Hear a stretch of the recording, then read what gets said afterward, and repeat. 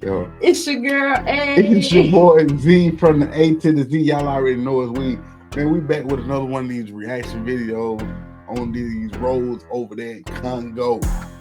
Congo got the worst roads, man. The video we're about to check out is the worst roads you can find in Congo. I just told my wife, I just said back, I said, I want to go over there. You know what I'm saying? Get on the road, you know what I'm saying? See what these folks doing, you know what I'm saying? I just want to check them out, you know what I'm saying? They be out there really pushing, you know what I'm saying? Chilling, they eat out there. They push the cars out the ditch. They got on a ride on the trucks. These folks really living that life. They really getting it out the mud, man. So yeah, they really getting it out the mud. Yeah. So what we're gonna do? We're gonna go on the cutest video up here. You know what I'm saying? They check it out. Make it a little small so we can, maybe y'all can blow us up and see it. You feel me? Let's get it. Le piège va se refermer sur cet homme, Eric, 43 ans, chauffeur expérimenté. On est près des parties. Le réseau routier a commencé à se dégrader quand les Congolais ont repris leur indépendance aux Belges dans les années 60. We don't know what they're saying. Y'all got to read it from the bottom. You know what I'm saying? We ain't got to read it. Yeah, check that out. Be looking at the roads. You feel what I'm saying? Eric se souvient qu'au début de sa carrière, il n'avait aucun problème sur la Nationale 4. Auparavant, quand la route était bonne, il n'y avait pas de problème. Mais pour aujourd'hui, il n'y a pas d'entretien. Auparavant, on faisait ça pour 2 jours. Mais pour aujourd'hui, on fait ça pour au moins 1 mois. Comme il est impossible d'évaluer les temps de trajet, les sociétés de transport payent leurs chauffeurs au voyage. Un aller-retour rapporte à Eric 200 €. Les paix que je gagne, c'est pour nourrir ma famille, pour les scolariser. Et maintenant, vous voyez, c'est trop difficile pour moi. Son salaire, il le double facilement en prenant des passagers.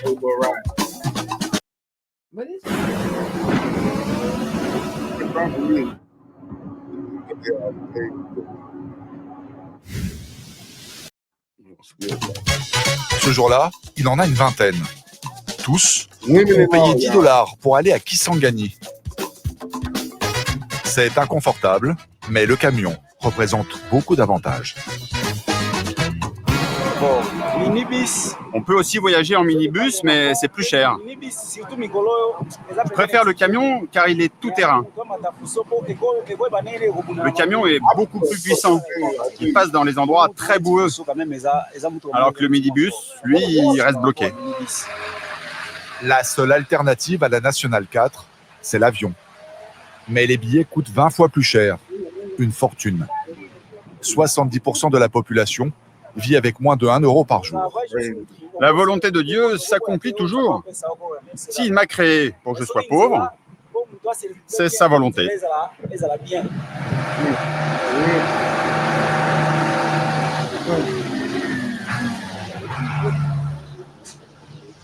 Une trentaine de péages comme celui-ci jalonnent le trajet.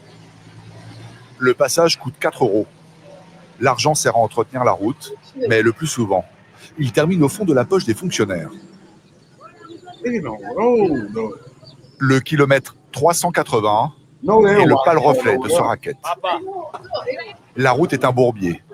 Eric fait descendre les passagers. Trop dangereux.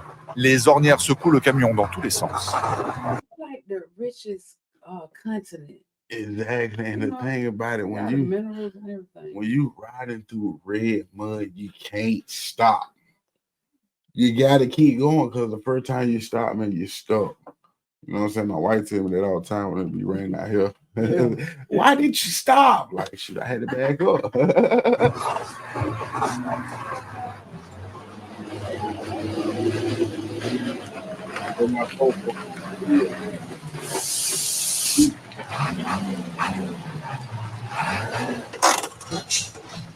Qu'est-ce qui se passe?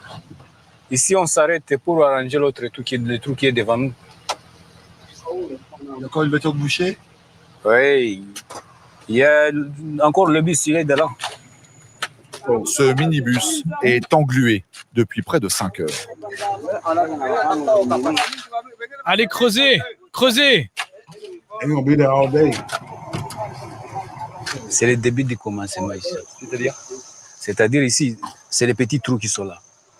Il y a des vieux trous. Sur 300 km là-bas, là où un camion entre et on ne voit plus les camions. Ici, c'est les petits enfants, les nouveau-nés. They spend most of their time on the road trying to get to where they're trying to go to better feed their families. Yeah. So this is crazy. And they just working like you on a ride, I'm gonna tell you, you gotta get out there, you gotta work, you gotta dig holes and all that. That's crazy though. And we over here just complaining about potholes. I know, right? I just told Bill that it was a pothole on Eastern 7, and every time I run over it, it's like I get a flat tire. You know what I'm saying? Come on now, look at these people. They ain't even got potholes. They got actual ditches in the road. Like for real, they ain't trying to laugh, but it's crazy, man. Like, dang. Personne ne veut passer la nuit ici. Tous les bras disponibles s'y mettent.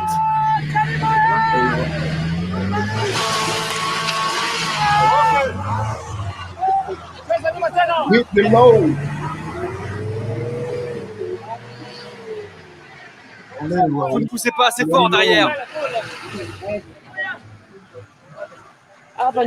Ça ne passera jamais, les gars.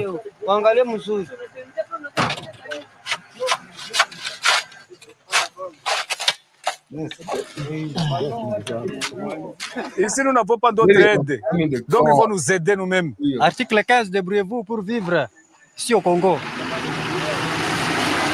Ce n'est pas une plaisanterie. Dans les années 60, la province du Sud Kasaï avait réellement édité dans sa constitution l'article 15, travailler dans la débrouillardise. La débrouille, c'est le lot quotidien des Congolais. Et l'entraide est sans faille.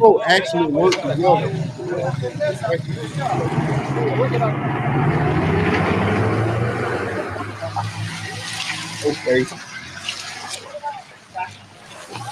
No tag, no insurance, no riding. Par la volonté de Dieu, je vais passer. I like that. C'est au tour d'Éric de se lancer.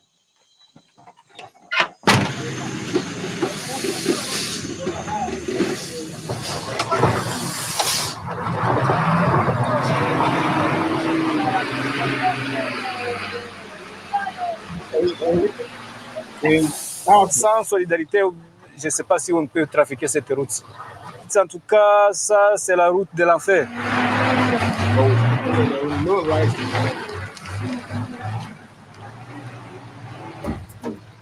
Eric récupère ses passagers, mais s'installer sur le toit Nous sommes habitués à ça.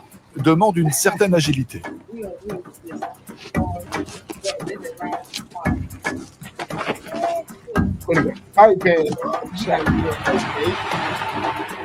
La province du Kivu est ravagée par une guerre de 20 ans. Les rebelles tentent de mettre la main sur ses richesses minières, comme l'or. Certains profitent du chaos ambiant pour attaquer les voyageurs. Ils prennent en otage des chauffeurs ou des beaux chauffeurs ou bien des passagers, il est obligé quelques montants pour les libérer. Vous n'avez pas peur? Si on a peur, on ne mange pas. Et si on ne mange pas, vous devez... What it said, they're afraid they don't eat, so they gotta keep it going. You feel what I'm saying? That's crazy. You know what I'm saying? They doing this to feed their family, bro. Les bandits aussi.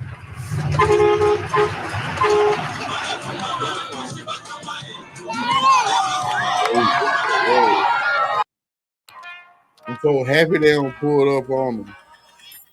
You know, they bring all their food and supplies and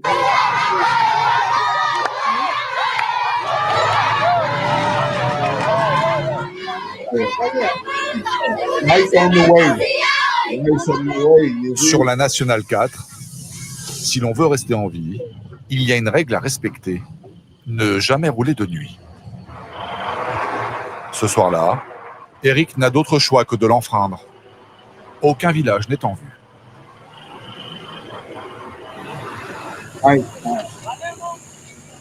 I haven't seen not one police. I ain't gonna even lie to you. I ain't seen not one police, man. And Hey, they ain't on them roads. And these folks, like my wife said earlier, man, this is the richest continent, you know what I'm saying, in the world. You know what I'm saying? Like, and these folks ain't even got a road, bro. They got dirt. It's like they were just driving through it so much it just became dirt. You feel what I'm saying? And these folks doing this to survive. And it's like, it's crazy how everything that play out in the world, man. That's crazy. Vers minuit, il peut enfin couper le moteur.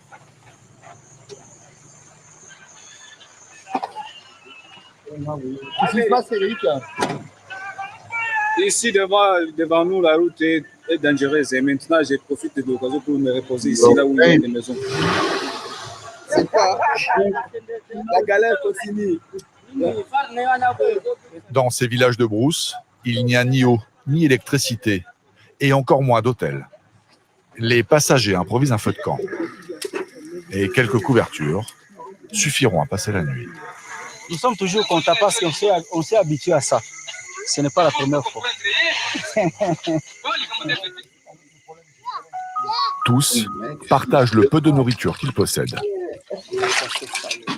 On ne mange qu'une fois par jour. Je ne tiens vraiment pas à manger ce soir. On est habitué à être affamé, donc ça ne sert à rien. Même si on mange pas, chez nous, nous sommes très, très bien. Christian est ingénieur, mais après une longue période de chômage, il s'est reconverti dans le commerce de bois entre le Congo et l'Ouganda. Donc, en tout cas, nous, vraiment, les commerçants, on est vraiment victimes de notre triste sort, vraiment. On m'a abandonné l'université pour faire exercer un petit commerce ici, mais la route ne nous permet pas. La route, c'est un ennemi, oui. Là, je comprends. Une nuit de sommeil ne sera pas de trop. Demain, une terrible épreuve les attend. Après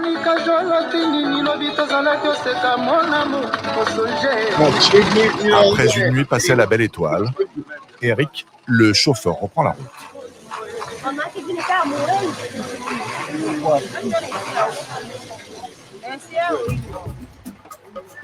Il leur reste 400 km à faire pour rejoindre Kisangani.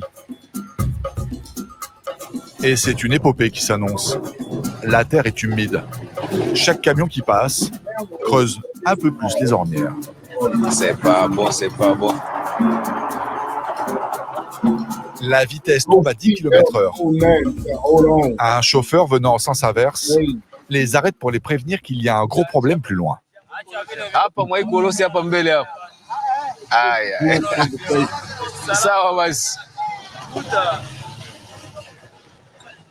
Il dit qu'ici, on commence, en tout cas, c'est la souffrance qui commence ici devant nous. La route, il n'y a pas de passage. Eric s'enfonce dans la forêt équatoriale. Un climat humide, même en saison sèche. Un piège à camion.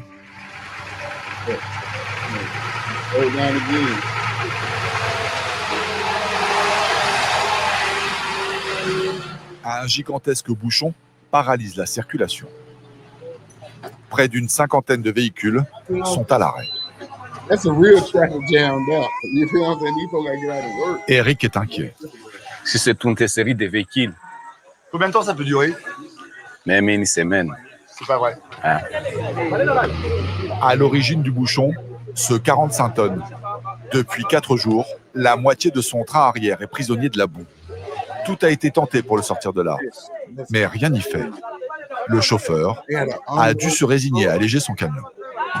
Quand tu rencontres un trou là-bas, on est obligé de décharger. Et puis après le déchargement, il y a un camion qui vient, on essaie de tirer l'autre camion pour s'en sortir du trou. Chauffeurs et passagers viennent aider à porter des dizaines de sacs de riz de près de 100 kilos chacun.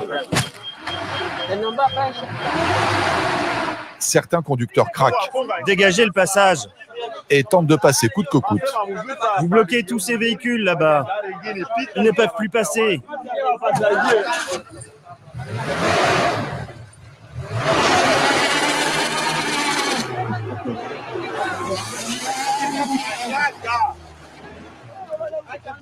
Plus léger, le 4x4 finit par passer.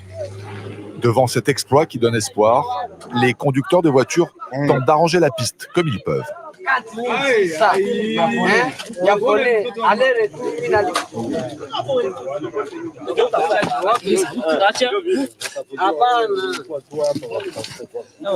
Le chauffeur du camion Élysée est furieux.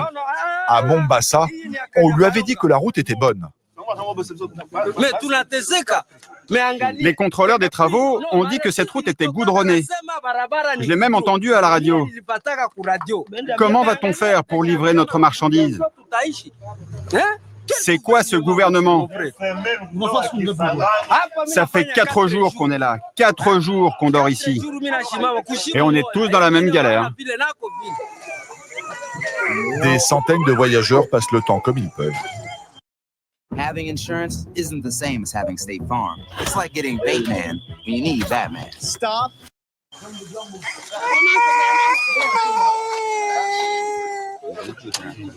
Chacun prend son mal en patience. Nous sommes là, on souffre, la femme mange pêle-mêle, elle passe la nuit vraiment, on ne sait pas comme des singes dans les forêts. Mais avec ça, qu'est-ce que nous vivons? Où va le Congo maintenant? Nous voulons savoir juste ça. Où va le Congo? On n'est pas libre. On est comme des prisonniers ici. Ce poids lourd venant en sens inverse ne va pas arranger les choses.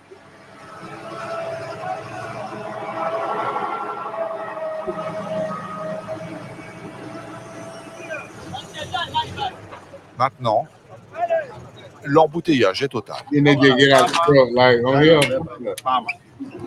Comme par magie, une pelleteuse fait son apparition. Elle sonne peut-être la fin de leur souffrance. Cette machine appartient à une des nombreuses entreprises chinoises installées dans le pays. Le gouvernement congolais leur a confié le marché de la construction des bâtiments et routes. Mais la population ne les aime pas. Les Chinois donnent un pourcentage au gouvernement. Ils soudoient les ministres et obtiennent en échange le marché de la réfection des routes. Mais ils n'ont aucune compétence dans ce domaine. Ils viennent juste pour piller nos minerais. La pelleteuse est d'une efficacité redoutable.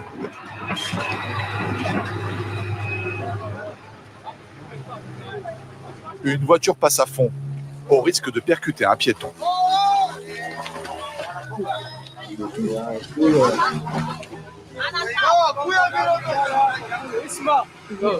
Sortir le deuxième camion est une autre paire de manches. Enfoncés dans la boue jusqu'au châssis, ils sont obligés de le soulever. L'opération est délicate. Le train arrière pourrait être arraché.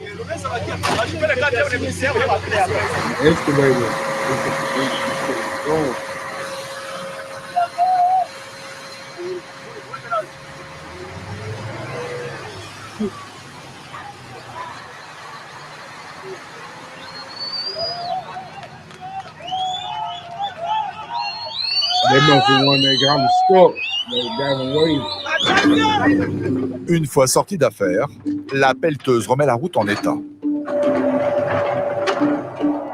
Il y a même un bulldozer pour tasser la terre. Et les Congolais trouvent ça louche. Autant de moyens, c'est bizarre. Les premières voitures s'élancent, mais elles sont vite stoppées. Et là, tous comprennent. Personne n'a le droit de bouger, car la route a d'abord été refaite pour faciliter le passage d'un convoi. Des véhicules militaires, des équipements militaires qui sont derrière. Et puis on attaque lorsqu'on est déjà passé, et puis on essaie de passer.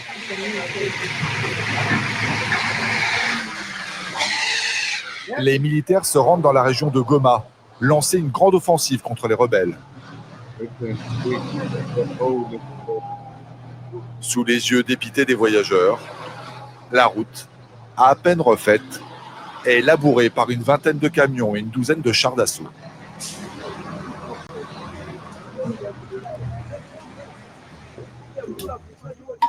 Les ouvriers chinois sont repartis. Devant ce nouveau désastre, la colère monte.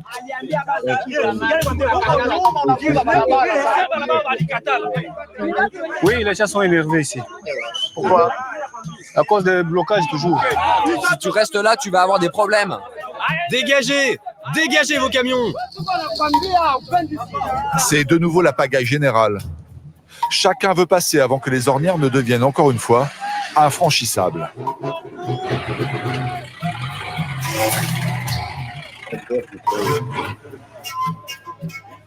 Ça fait combien de temps qu'on attend là depuis ce matin? Depuis au moins 7 heures. On était ici. On a fait combien de kilomètres depuis le village où on Depuis le matin à 7 heures, on vient de faire au moins 3 km. Allez, allez! Démarre au lieu de parler. Eric et ses passagers resteront bloqués 3 jours et 3 nuits. Mais leur calvaire ne s'arrêtera pas là. Ils mettront 3... That's crazy, y'all. I ain't gonna even hold you, man. That's crazy, bro. Y'all fixed the road just to mess the road back up, and these folks got it. All these folks been broke down. They said like 4 days, and y'all fixed the road for the army or the military, and then the freaking tanks come in and mess the road up, man. That's some trifling. Hey. So they weren't really there to help them. Exactly. They definitely won. They were just trying to get through. Exactly. Well, you know what I'm saying? We're going to keep bringing them to you. You feel what I'm saying? Taking their minerals. Taking them. Like I said, man, make sure y'all like, subscribe, share this video, man. We're going to come up with more reaction and shit for y'all. You feel what I'm saying? Hey, this your boy, Stop Playing With Me. It's your girl, Amy. This your boy, Z, from the A to the Z. Y'all already know us when we up out of there. You feel? Thirsty?